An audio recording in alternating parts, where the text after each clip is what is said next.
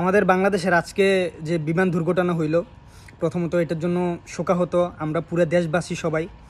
আর দ্বিতীয়ত ওইখানের মধ্যে যে রাজনীতিবিদরা যাইতেছে, বড় বড় নেতাকর্মীরা যে দেখার জন্য যাইতেছে, দয়া করে আপনারা ওইখানে বেশি লোকজন নিয়ে ওইখানে ভিড় জমাবেন না।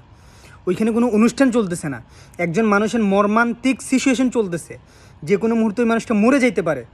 ওই মানুষটার আশেপাশে না যাওয়াটাই বেটার।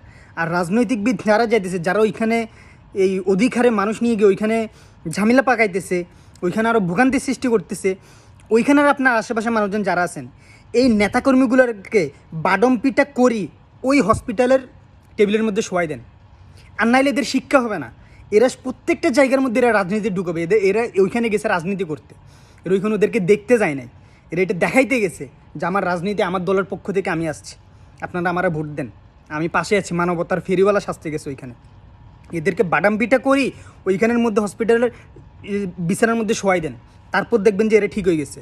আর নাইলে এরা কোনো দিনও ঠিক হবে না। বাংলাদেশের রাজনীতি যতক্ষণ না মারতেছেন ততক্ষণ এরা ঠিক না, মারলে এরা কোনো দিনও শুধু সুন্দর ভাষায়, সাধু ভাষায় কথা বললে এরা বুঝে না।